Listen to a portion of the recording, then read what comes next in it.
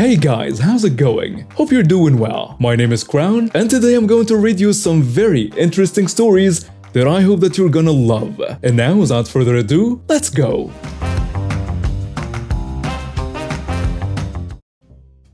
I worked in emergency radiology in the early 2000s. The overwhelming majority of our film developing back then was done using daylight processors. This was pre-digital radiography. But the occasion would still arise every now and again where you'd need to hit a dark room to develop your radiographs. The dark rooms were fairly crammed, loud, nearly made you dizzy with chemical odor. They were hot and muggy and almost entirely dark except for a blazing red safe light in the corner just so we could see what the hell we were doing. Our countertops were kept clean, but the majority of the room was usually pretty busted, especially the ER dark room. Entirely too many times, I would rotate the little revolving door from the trauma hall to that particular dark room and be mere inches away from hospital staff, being inappropriate there. I should also add that revolving dark room doors do not lock at all. I was almost always carrying a highly time-sensitive film anytime I did hit a dark room, so any offending pervs were guaranteed a masterclass in profanity while they hastily threw themselves together and ran like hell. Hospital staff doing stupid stuff with each other is more common than you think, so I'd just get pissed for a minute or two and dive back into my work. No time for love, Dr. Jones. I had a repeat offender who was actually an ER nurse. She had the brass balls to eventually try and go to my supervisor and interrupt. This was time number 3 and get me reamed out because I, quote, purposefully interrupted a private conversation. My supervisor laughed her silly butt right out of the office, as dear nurse C-word had no reason nor authorization to be in a dark room, period. But I was gunning for that tramp from that point on. Took almost a year to nail her, but boy did I ever.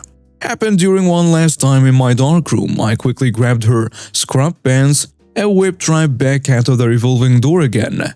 Presented the new neatly folded scrub pants to the ER nursing supervisor moments later, making sure the badge pulled on the tramp's waistband was turned over to showcase the witch's smiling face and name. Pointed the supervisor down the hallway to trauma and told him that Nurse Witch was in a dark room and requesting the supervisor bring her these pants.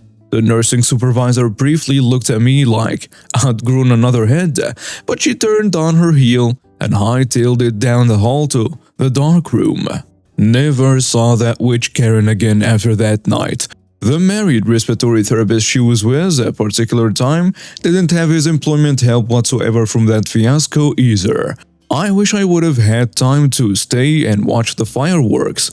It was apparently rather brutal and quite the scandal for a while, but I was already hauling to the main department darkroom to get my film developed, while Nurse Witch got hers in front of the entire ER on a busy weekend.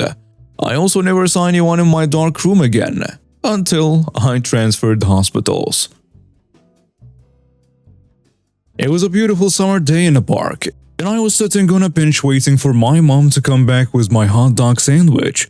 I was feeling a little down because my crutches were giving me a hard time that day, but I was trying to stay positive. I have been using crutches ever since I broke my leg playing soccer, and it was a constant reminder of the accident. But I was determined to keep my spirits up, and I was lost in my own thoughts when suddenly I heard someone's voice behind me. "Look at you, using crutches like a baby." The woman sneered. I turned around and saw Karen standing there with a smirk on her face. She was a middle-aged woman with blonde hair and wearing shabby clothes. I had never seen her before, and I couldn't understand why she was being so mean to me. I tried to ignore her and looked away, but she wouldn't stop. "What's wrong? Can't walk without those crutches? Pathetic," she continued. I could feel my face turning red with embarrassment, and I just wanted her to go away, but she just kept on going. "And you're taking up too much space on that bench. Move over," she demanded. Then all of a sudden she starts accusing me of hitting her son with my crutches earlier and that she's taken them away to teach me a lesson. Lady, I didn't leave this bench and don't know what you're talking about. After she reached out for my crutches and took them, she proceeded to leave while calling me slurs. I was shocked and overwhelmed, and sadly, I was ready to cry at that point. But thankfully, that's when my mom returned with my hot dog sandwich. She saw what was happening and immediately stepped in. "Excuse me, but you need to stop harassing my son and give him back his crutches," she told Karen firmly. "I'll do what I want, old lady," Karen shot back. My mom was taken aback by Karen's hostility and she tried to take my crutches from her. But Karen wouldn't give them back, and in a fit of anger, she shoved my mom to the ground. My mom quickly got back up and took out a can of pepper spray. "You'll leave us alone, or I will use this," my mom warned Karen, holding up the pepper spray. Karen just laughed and tried to walk away with my crutches, but my mom sprayed her in the face. Karen stumbled and fell to the ground screaming in pain. People started gathering around us and security arrived. They called the police and both Karen and my mom were detained until the footage was reviewed. In the meantime, Karen was crying and rubbing her eyes, and my mom was comforting me and making sure I was okay. The police arrived and after reviewing the footage, they arrested Karen and charged her with assault and theft. She was taken away in handcuffs, still crying and rubbing her eyes. My mom and I were finally allowed to go home, and I was so grateful for her support. She had stood up for me and protected me from Karen's bullying, and I knew I could always count on her. It's been 6 years now, but I'll never forget that day.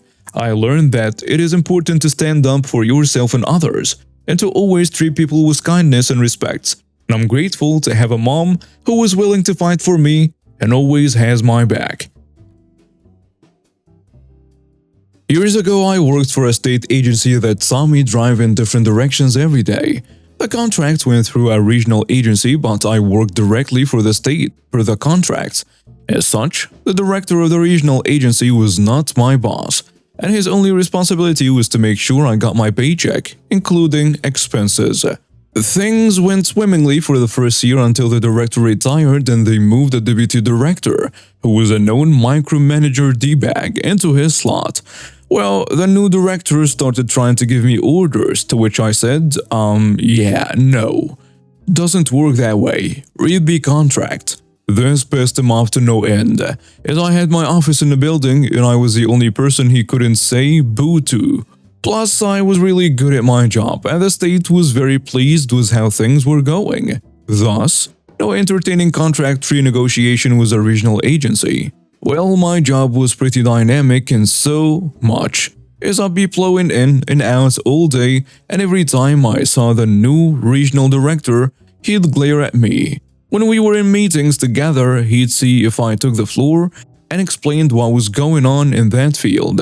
This was necessary information that everybody in the meeting needed, so he just had to take it. I could tell he was calculating a way to gain some leverage over me.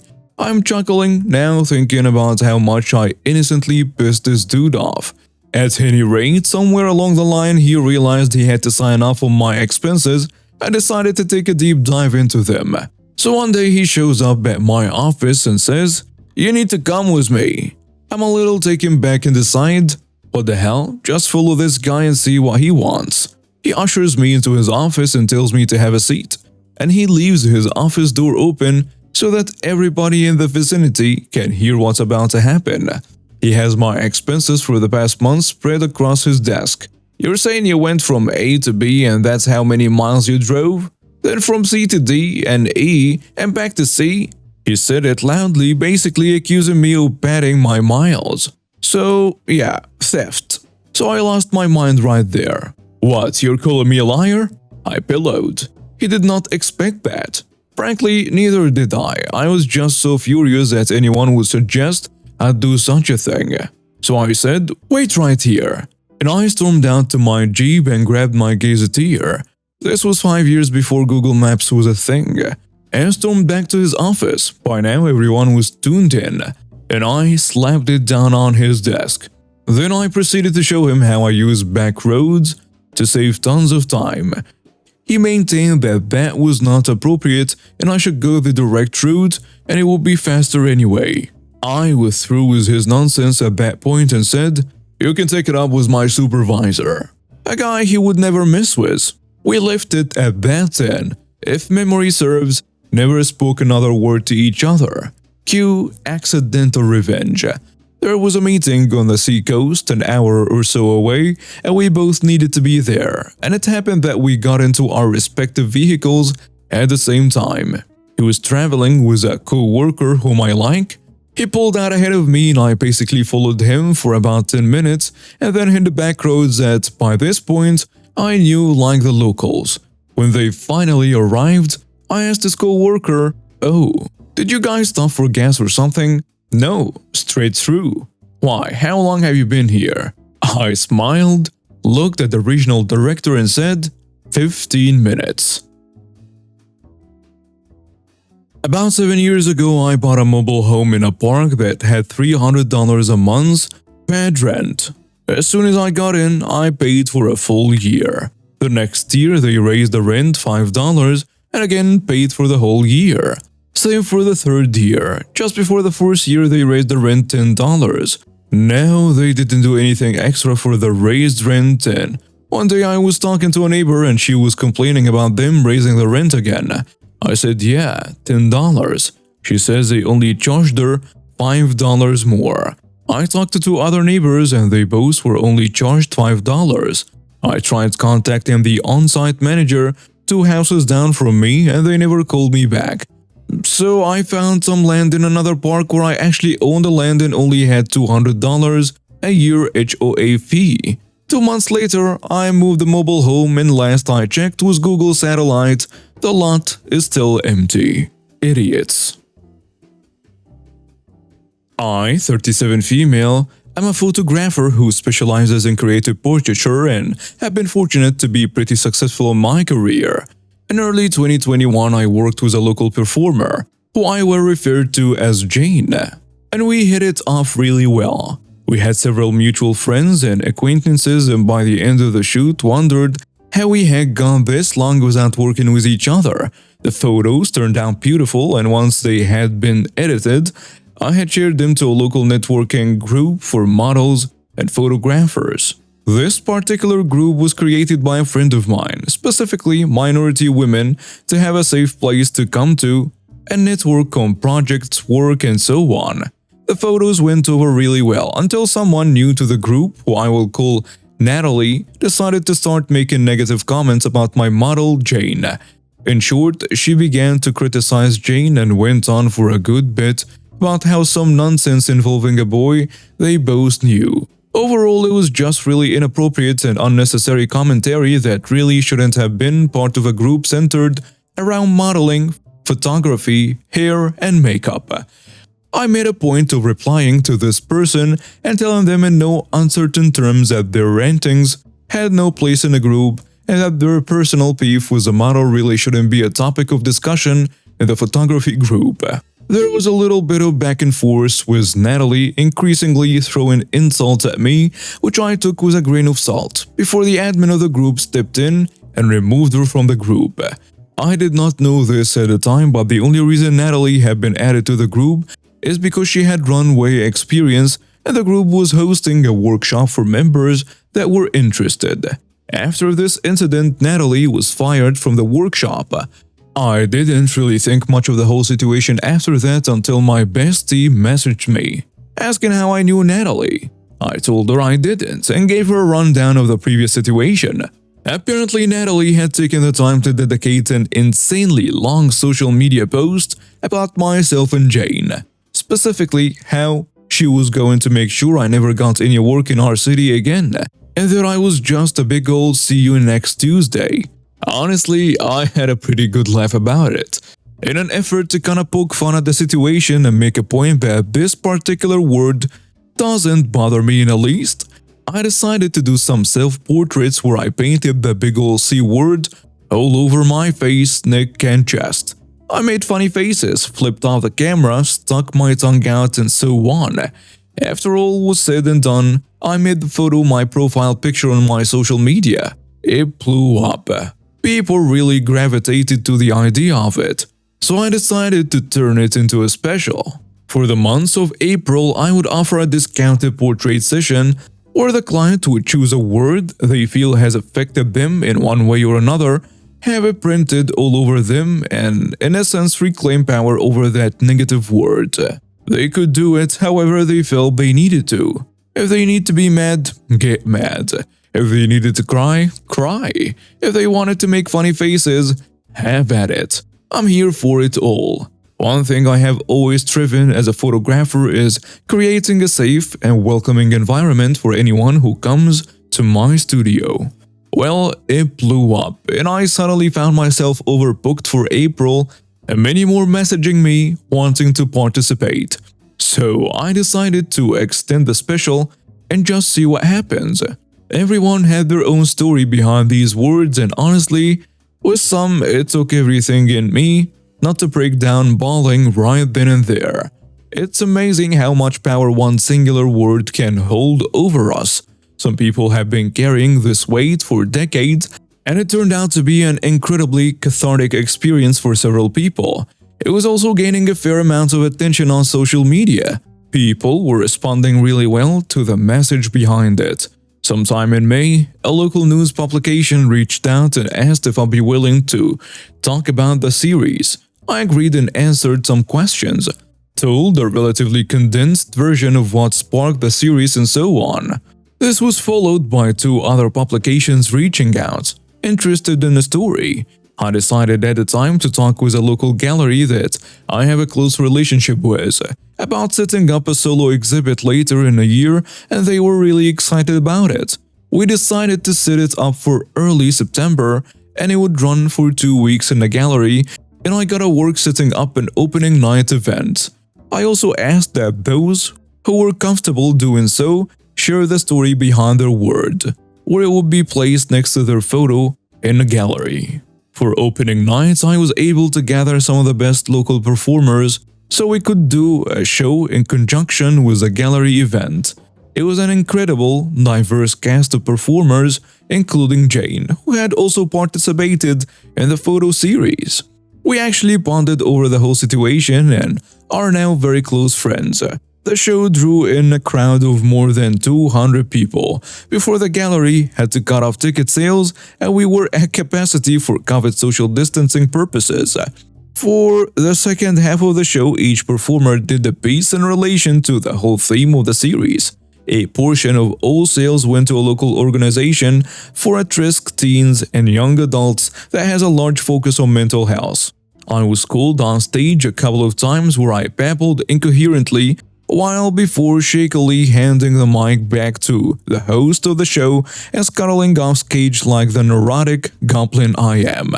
Public speaking is not my strong suit. For the exhibit itself, as people walk through the gallery, they see the negative words and stories behind them. The name of the series is called Sticks and Stones, and in the center of the main room, I had smooth river stones where people could write their own negative word on one side of the stone and carry it with them through the rest of the exhibit. I was a bit busy with helping backstage, so I wasn't able to really see any reactions firsthand, but I was told by a few people that the reactions were very positive, with some attendees having an emotional reaction, and then there was a final room.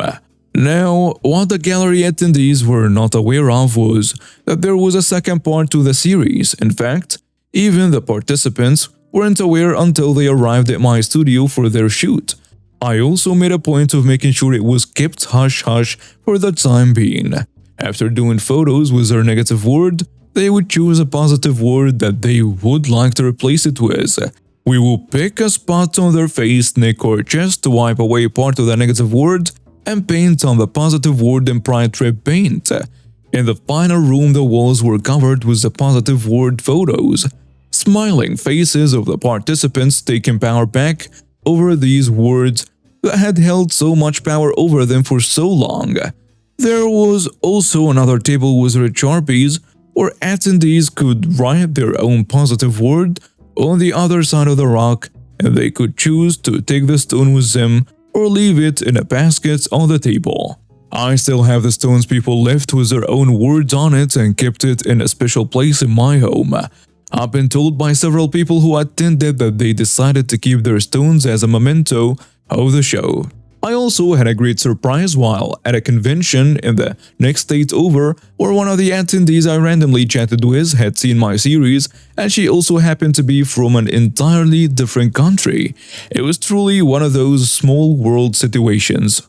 From April to September of 2021, roughly 80 people participated in the photo series, and it's the highlight of my career as a photographer thus far. My clientele base has expanded and I have a great reputation as a photographer in my city. All because someone tried to slut-shame my model-turned-friend and called me the C word while vowing to ruin my career and reputation as a photographer. I have never been busier, and to my knowledge, Natalie hasn't been able to find any modeling work since. And now we have reached the end of today's stories. Thank you for watching and see you next time.